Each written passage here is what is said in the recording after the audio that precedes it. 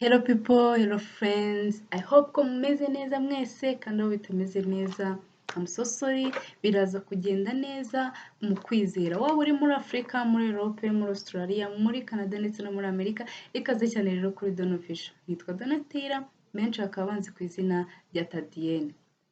Niba uri mushyashya hano nagusabaga kubanza ugakanda subscribe ukibuka no gukanda kuri kakazogera k'umukara kugira ngo ujye ubona notification y'uko na uploadinze video nshyashya.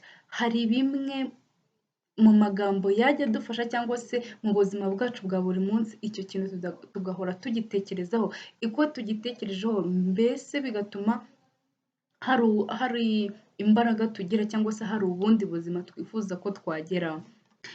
Hari kuba aka kanya uri mu kibazo ntabwo bivuze yuko isi kugwiririye. Tekereza yuko hari undi ukimazemo imyaka 5. Ushobora kuba yenda nta kazi ufite aka kanya, biragoye biranababaje, ariko tekereza ko nubwo nta kazi ufite urangije kwiga wumva uri wihita ujya gukora mu kazi runaka cyangwa se muri kampani nini cyane, ariko aka kanya urarangije yenda nta bushobozi ubonye bwo kuba waba wo wifuza kuba we. Ariko muri uku kuntu uri kumva yuko hari ikibazo cyo kuba udafite akazi kandi hari uwundi muntu umaze nk'imyaka 10 nta kazi afite, wowe ukitekerezaho ukumva ko isi kurangiriyeho, kandi muri uko gutekereza ko isi kurangiriyeho biragoye ko wabona umuntu uri gutekereza kuri icyo kigero ko hari ikindi kintu ashobora kuba yakora, yenda ashobora kuba yabyazamo umusaruro muri ako kanya ku buryo cyamufasha, ku buryo nyine atacupira cyane.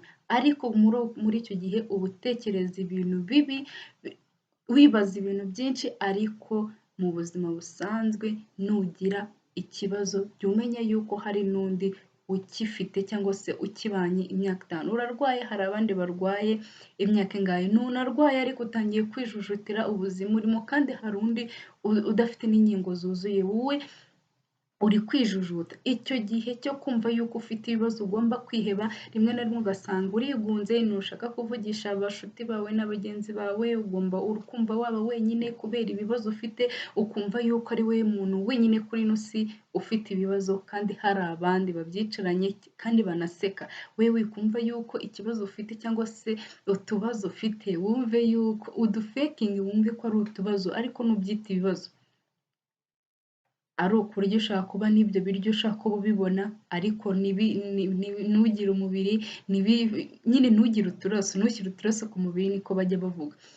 Ibyo byose rero iyo ubitekerezaho kenshi gashoboka niho cyagiye usanga uri gutekereza nabi. Tangira wikuremo ikintu cyo guheranwa no kumva n'amateka yawe y'ahashize, hari ibyabaye, hari byakwafekise mu buryo bugaragara n'ubutagaragara, mu buryo bw'ibitekerezo no mu buryo bw'umubiri.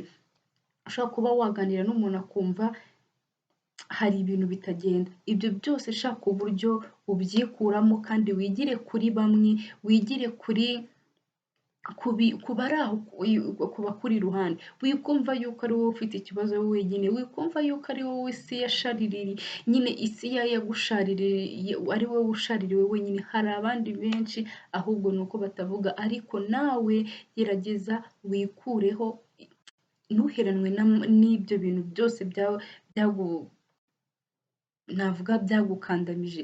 Bumva yuko nimba hari ikintu cyakubayeho ntumeranye neza n'inshuti, hari n'abantu bagira ibibazo cyangwa se akabazo akaba ari we mutwaro, ntabashe kurya, ntabashe gusinzira, nk'aho yenda yatekereje neza ngo abe yagikemura, ahubwo ari kwitekerezaho kuri rwa rwego n'akazi aba yagafite adashobora kugakora kandi ariko kamutunze, kandi bashobora kuba banakwirukana cyangwa se bakaguha icyumweru cyo kwitekerezaho, kandi umubosi watinyutse kukubwira ngo genda witekerezeho icyumweru cyose, jya umenya yuko iki cyumweru ntacyo wamukoreye, nta n'icyo ugomba kubaza.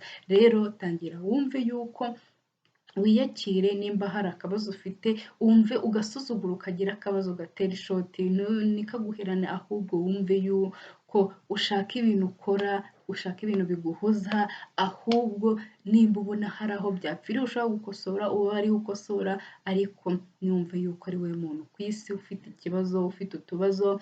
Wumva nimba hari amateka yakubayeho tutazi cyangwa se utabashije kuvuga aba ari yaguherana, ariko niba unafite n'ayo mateka yaguheranye, reba umushuti wawe, reba mugenzi wawe wumva wizeye, wivukure, umubwire ibikurimo, umubwire uko wiyumva, nawe akubwire uko ugomba kwitwara, nubwo biba bitoroshye kuba wabwira umuntu mu buryo yenda yaraciye mu buzima bushaririye, we kumubwira ngo biroroshye, ngo bigire ngo ibintu ngo bitekinge izi, ntabwo ibyo bintu byoroshye.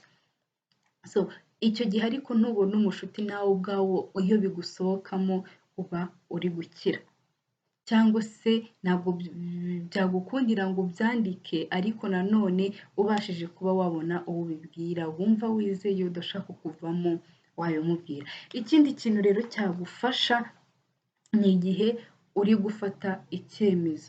Mu gihe ufata icyemezo jya ubanza utekerezeho neza, ese nimbigenza gutya ntabwo iki kintu nzacyicuza ejo n'ejo bundi, ese nimba ndamutse mbigenje gutya nta kibazo nzabigiraho, cyangwa se nyine menya gutekereza ubwawe ku giti cyawe, ufate decision ku giti cyawe kandi uyihagararemo kigabo, ufayitinge. Nimba hari ikintu ushaka gukora ugikore n'umutima wawe wose. Nimba hari ikintu ushaka kugeraho ukaba ubona kukigeraho byarakugoye, ariko bitewe n'akarwara dufite abantu benshi bwo kuba wakwimura ibintu, nimba uno munsi wavuze ko ugomba gukora ibi n'ibi n'ibi, mu bintu 10 wasanze wakozemo yenda nka 3, ibindi 7 byose ntabwo wigeze ubikora, ahubwo wabisimbuje ibindi, ejo nzabikora, ejo nzabikora, ejo ugasanga bibaye icyumweru kibayemo ukwezi, rimwe ukwezi kubayemo n'amezi. Ikintu ufite ku mutima wawe gikore vuba, kuko uwo mwanya ntabwo uzagaruka. Bajya bavuga ngo igihe ni amafaranga. Igihe ni amafaranga koko, nanjye maze kubibona. Ati gute? Ushobora gutekereza aka kanya mfite ibihumbi 50 ni urugero. Ese ndamutse nguzemo, tuvuge nguzemo ikintu gishobora kunyungukira, tuvuge urugero, nabonye inkweto mu mujyi, nshobora kubona inkweto 2 ni urugero ku bihumbi 50 nziza.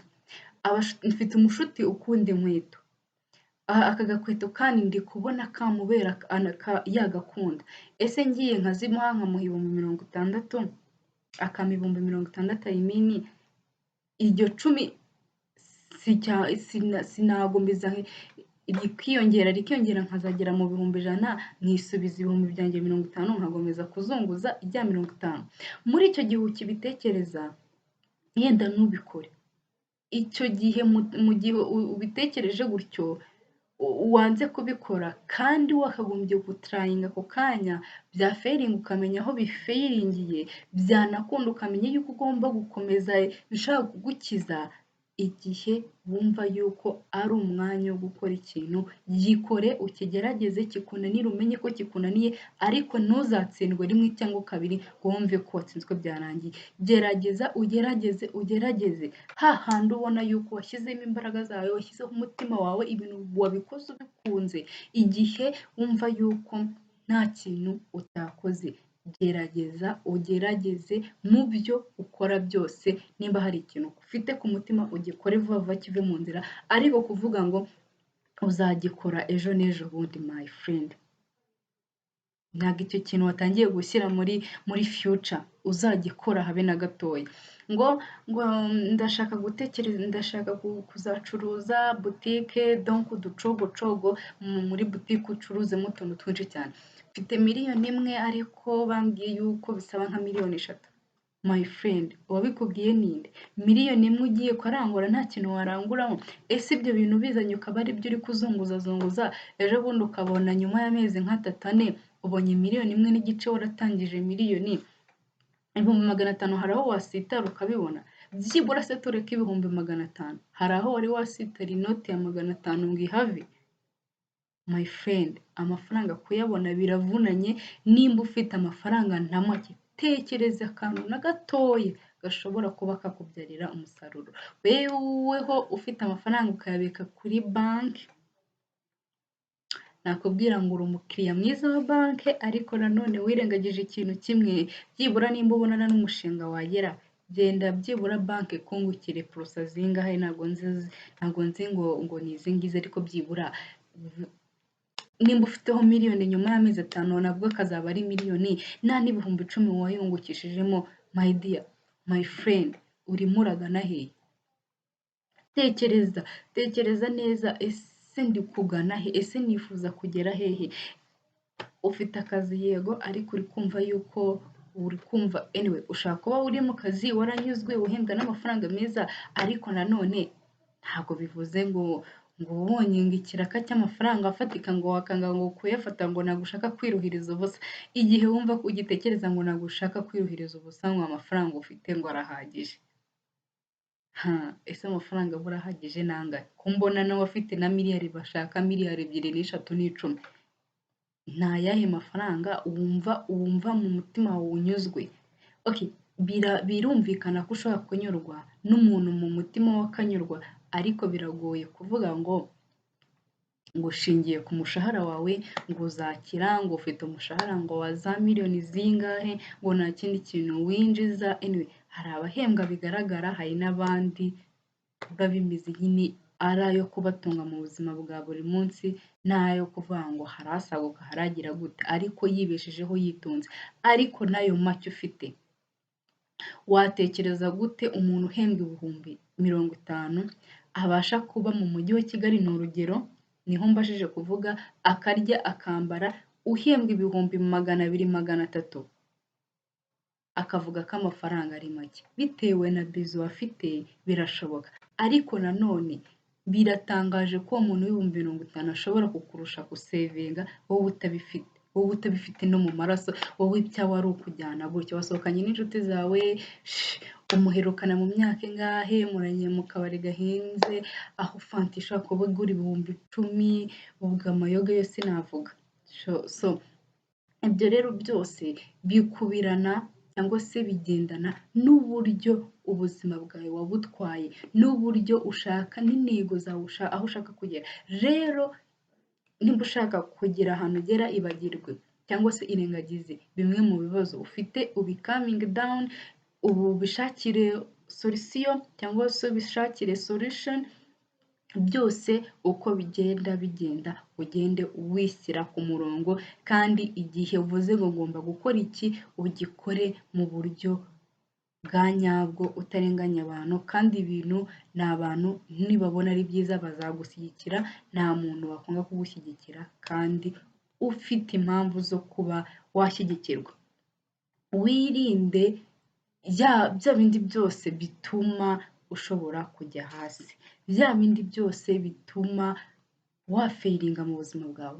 Nimba ufite ikintu waretse gukora ngo uzagikora ejo cyangwa se ejo bundi, my friend, ndakwinginze ukigerageza aka kanya. Nibiba bisaba yuko utagomba kuryama nturyame, nibiba bisaba yuko ugomba kuryama amasaha 2 mu ijoro ryose wikore, ariko icyo kintu mu mutima wawe nimba waragisezeranye n'umutima wawe ko ugomba kugikora, tekereza ko uwo mutima wawe nutagikora ubigire nk'aho ari nk'umuntu uzaguseka niwanga kugikora cyangwa se nutsindwa. Wowe fighting ukigereho, wakigeraho uno munsi wakigeraho ejo, ariko ntutsindwe utagerageje. Kera bajyaga bavuga ngo ari ugutsindwa ngo utize, ngo no gutsindwa ngo wize, ngo wakora iki? Wowe wakora iki? So guys, kimwe cyangwa biratoye muri ino video, ugikoreshe cyangwa se wige nawe kubikoresha, cyangwa se haba hari n'inyunganizi watubwira hasi aho ngaho muri comment. Kandi inama zanyu ni iz'agaciro, kandi ko wafashe umwanya wawe ukareba ino video tugatangirana tukaba tugeranye ku musozo. Thank you so much. Don't forget subscribe ku bashyashya.